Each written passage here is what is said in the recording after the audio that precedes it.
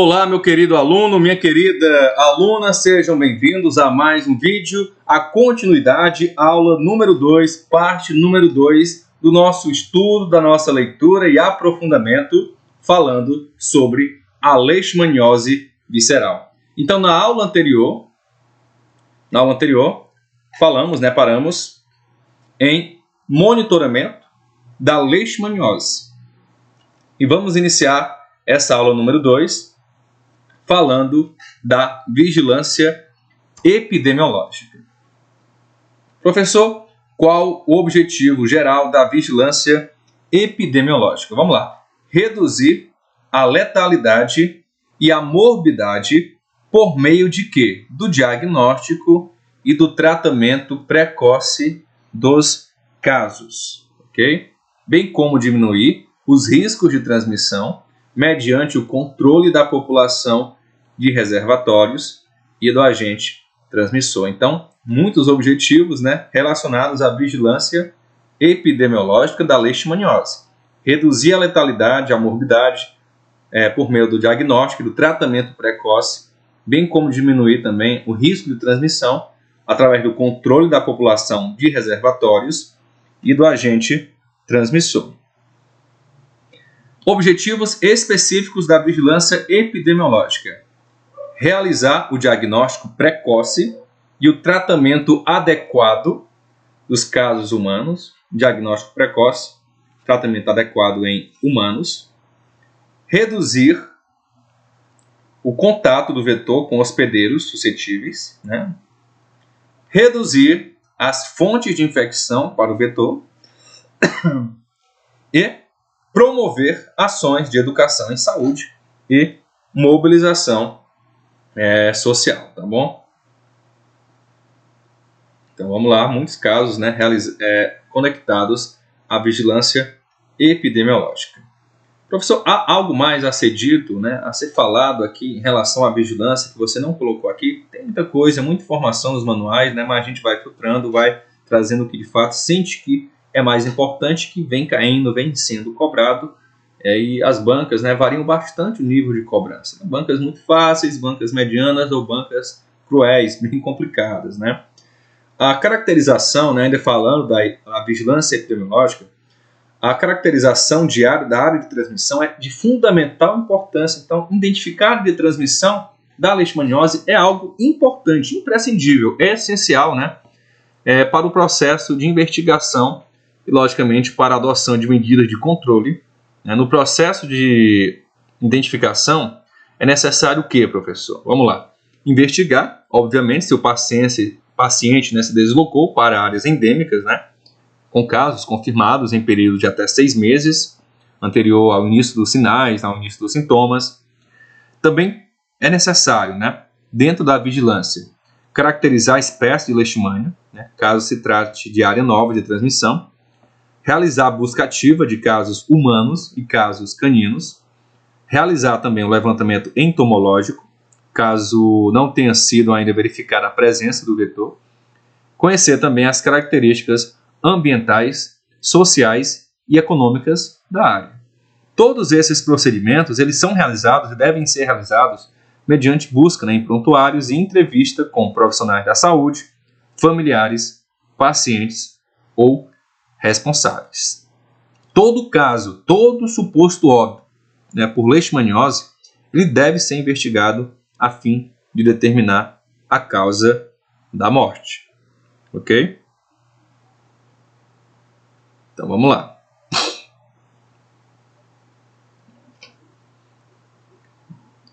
Vamos lá, ok, agora sim, falando, informação super importante, que é um dos itens principais dessa nossa parte número 2, que é a vigilância do reservatório. Então vamos lá. Atenção redobrada. Temos o caso canino suspeito. Caso canino suspeito. O que é o caso canino suspeito?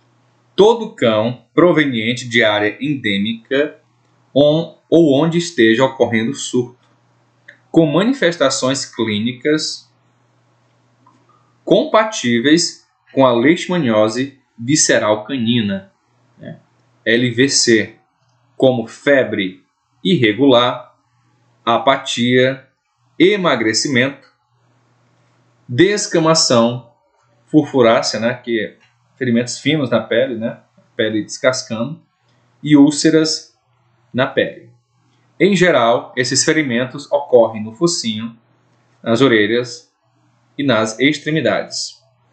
Conjuntivite, paresia do trem posterior, fezes sanguinolentas e crescimento exagerado das unhas também são sinais indicativos de possível, né, infecção por leishmania, né, por leishmania visceral. Então, esse aqui é o caso canino suspeito. O que é o caso canino confirmado? Temos dois tipos: critério laboratorial e critério clínico epidemiológico. No laboratorial, é o cão com manifestações clínicas compatíveis, né, com a leishmaniose visceral canina e que apresente teste sorológico reagente ou exame parasitológico positivo para a leishmania. Esse é o critério laboratorial. Já o critério clínico epidemiológico para caso de cão confirmado são cães provenientes de áreas endêmicas ou onde esteja ocorrendo surto e que apresente quadro clínico compatível com a leishmaniose visceral sem a confirmação do diagnóstico laboratorial. Então, temos o caso canino suspeito e o caso confirmado por dois critérios. Ou laboratorial, ou, né, vamos lá, enroladinho aqui na língua. Ou laboratorial ou critério clínico epidemiológico. Prevenção e controle. Vamos lá, controle e prevenção dirigidas à população humana. Medidas de proteção individual, tais como o uso de mosquiteiro com malha fina, telagem de portas e janelas, uso de repelentes, não exposição nos horários de atividade do vetor, né, que é crepúsculo e à noite, em ambientes onde ele habitualmente pode ser encontrado. Prevenção e controle dirigidas ao vetor. Manejo e saneamento ambiental, por meio de quê? Da limpeza urbana, da eliminação e do destino adequado dos resíduos sólidos orgânicos. Eliminação de fonte de umidade, não permanência de animais domésticos dentro de casa, entre outras ações que reduzam o número de ambientes propícios para a proliferação do inseto vetor. Prevenção e controle dirigida aos cães. Vamos lá. Realização de exame sorológico para a leishmaniose visceral antes da adoção de animais. Uso de telas em canis individuais ou coletivos. Uso de coleiras impregnadas com deltametrina a 4%, entre outras medidas para o controle da doença. Então, muita informação importante, né? Prevenção e controle voltada à população humana, ao vetor e dirigida aos cães. O que é que se destaca na prevenção à população humana? São proteções individuais. Uso de mosquiteiro com malha fina, tela nas portas e nas janelas, uso de repelentes, dirigida ao vetor, saneamento ambiental, manejo ambiental, né, através da limpeza urbana, eliminação de fonte de umidade, não permanência de animais domésticos dentro da casa. E dirigida aos cães, né, se destaca, obviamente, o uso de coleiras impregnadas com deltametrina a 4%. Vamos lá. Medidas de controle. Em virtude das características epidemiológicas e do conhecimento ainda insuficiente sobre vários elementos que compõem a cadeia de transmissão da leishmaniose visceral, as estratégias de controle dessa endemia ainda são pouco efetivas, estando centradas no diagnóstico e no tratamento precoce. Tá? Vamos lá. Diagnóstico e tratamento precoce dos casos humanos, na redução da população de flebotomíneos, na eliminação dos reservatórios e em atividades de educação em saúde. Vale destacar que as ações voltadas para o diagnóstico e o tratamento dos casos e as atividades educativas devem ser priorizadas em todas as situações. As medidas de controle necessitam estar sempre integradas para que possam ser efetivas, para que de fato possam trazer resultados. Então vamos lá memorizar que medidas de controle são essas: diagnóstico, tratamento precoce dos casos humanos, redução da população de vetores, eliminação dos reservatórios e sempre atividades de educação em saúde. Tudo isso sendo feito de maneira simultânea, complementar, para que de fato os resultados possam aparecer. Ok? Vamos lá. Tema bem delicado aqui, né? Eutanásia em cães, tá? Então, tema delicado, um tema que eu realmente não curto nem um pouco, né? Mas quem é que vai curtir, né? Mas que faz parte, obviamente, do nosso estudo. A gente tem que encarar de frente, né? A eutanásia, só um minutinho aqui. Vamos lá, ok, agora sim.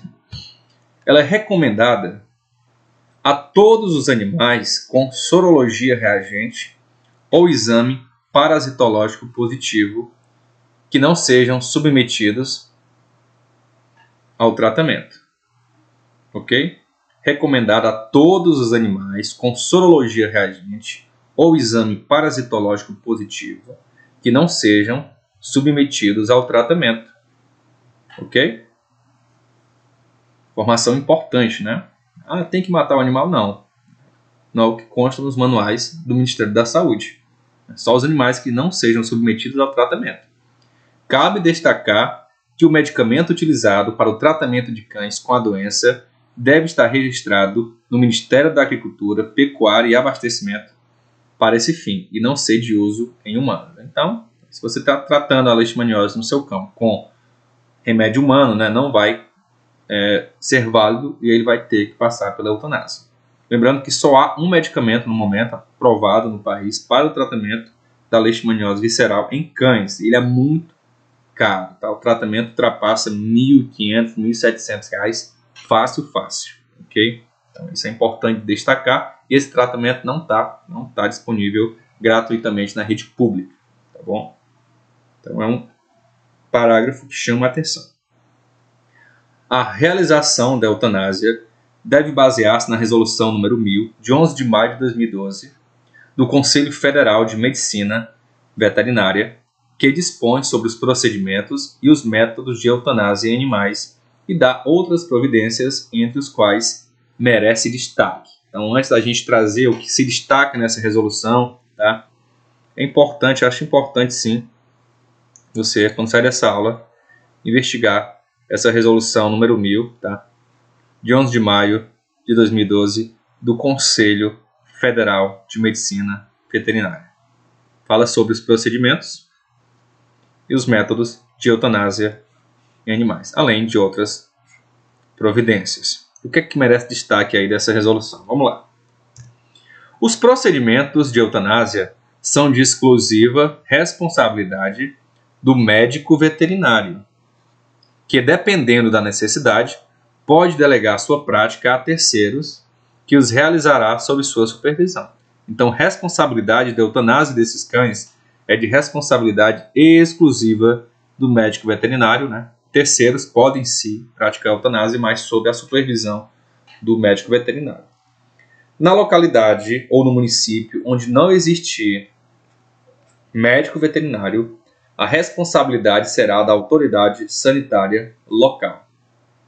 As legislações municipal, estadual e federal devem ser observadas no que se refere à compra e ao armazenamento de drogas, à saúde ocupacional e à eliminação de cadáveres e carcaças desses animais que testaram positivo para a leishmania. Voltando aqui a falar um pouco sobre prevenção e controle, vamos falar sobre as coleiras impregnadas com inseticidas. A coleira impregnada com inseticida é a base de deltametrina, né, a 4%, e tem a ação de repelir os insetos, esses flebotomíneos responsáveis pela transmissão da leishmaniose infanto. Recomendamos que os animais diagnosticados não reagentes, né, para a leishmaniose visceral ou em tratamento para a doença devem utilizar as coleiras impregnadas com inseticida a fim de evitar o contato direto entre o vetor e o cão. Recentemente, as coleiras impregnadas com inseticida foram incorporadas ao programa como ferramenta de controle da leishmaniose visceral, sendo a sua distribuição realizada pelo Ministério da Saúde aos municípios estratificados segundo a intensidade de transmissão, em alta, intensa ou muito intensa. Então, se o seu município se classifica em relação à leishmaniose como área de transmissão alta, intensa ou muito intensa, é muito provável que você consiga, assim, essa coleira de maneira gratuita na rede pública. As coleiras são de uso exclusivo em cães, então não sai comprando coleira para você para evitar ser picado, né? E promovem lenta liberação do princípio ativo na pele do animal. Em média, após 2 a 3 semanas do uso da coleira, o animal apresenta uma distribuição do inseticida por todo o corpo, protegendo do contato direto com o vetor. As coleiras devem ser substituídas a cada 6 meses, então se tem tempo, tem questão de prova. As coleiras, tá, com deltametrina a 4% devem ser substituídas a cada 6 meses. E qualquer reação de hipersensibilidade, né, que você identificar no seu animal, deve-se entrar em contato com o médico veterinário da Unidade de Vigilância em Zoonoses da Secretaria Municipal de Saúde para mais esclarecimentos e recomendações. Vamos lá. Ações de vigilância. As ações de vigilância do reservatório deverão ser desencadeadas da seguinte forma: alertar os serviços e a categoria médica veterinária quanto ao risco de transmissão da leishmaniose visceral canina.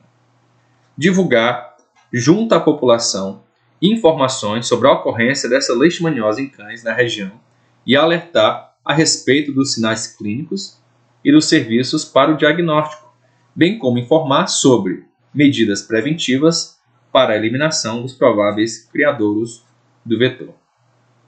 O poder público deverá desencadear e implementar as ações de limpeza urbana em terrenos, praças públicas, jardins, logradouros, entre outros, destinando de maneira adequada a matéria orgânica recolhida. Então são mais ações aqui, desta vez ligadas, né, ao reservatório canino. Como eu já havia alertado, né, é um conteúdo cheio de detalhes, tá? Você não deve deixar passar nada. Estou tentando trazer o máximo de informações que eu julgo serem importantes, tá? E que podem ser utilizadas pela banca da sua prova para a elaboração de questões. Então você pode estar se preparando da melhor maneira possível, tá? Mas tem que estar dedicado, com bastante atenção, não desanimar, né? Quando você sai a lista de inscritos, 200 candidatos por vaga, né? Você não tem nada a ver com os outros candidatos, você é responsável pelo seu resultado, ok? Se você acertou 86% da prova, pode haver 1.000 inscritos, você continua com 86% da prova. Então, lute, né, para ter consciência de que você deu o seu melhor. Se prepare dentro dos limites que você tem, né? Bom, nem todos têm os mesmos meios disponíveis, né? Esse tipo de material, esse tipo de aula aqui, na grande maioria das vezes, você só vai encontrar em cursos pagos, tá? Em cursos que você vai ter que dar uma coçadinha no bolso aí, gastar para tentar ter uma melhor preparação. Eu estou trazendo esse conteúdo de graça. O que é que eu peço em troca? Só a sua atenção, curtir o vídeo, né, para ele ser mais recomendado aqui no YouTube, né, que vai ser uma ajudinha a mais que você vai estar dando para o nosso trabalho. E, é claro, se inscrever no nosso canal. Então vamos lá. Na suspeita clínica de cão, delimitar a área para a investigação do foco. Define-se como área para investigação aquela que, a partir do primeiro caso canino, né, seja um caso suspeito ou caso confirmado, seja por critério laboratorial ou por critério clínico epidemiológico, estiver circunscrita em um raio de no mínimo 100 cães a serem examinadas. Então, tem um cão lá suspeito ou diagnosticado, né? Você vai em um raio, né, identificar os 100 cães que vivem ao redor da área e examinar esses cães. Nessa área, deve ser desencadeada a busca ativa de cães sintomáticos, visando a coleta de amostras para o exame parasitológico e a identificação da espécie de leishmania. Uma vez confirmada a leishmania infanto, né, ou a leishmania cruzi, né, coletar material sorológico em todos os cães da área, a fim de avaliar a prevalência canina e iniciar as demais medidas. Ok? Então, esse é o final da nossa aula. Essas foram todas as informações que eu organizei e julguei importantes para você se preparar da maneira correta, da melhor maneira possível para a sua prova. Tá?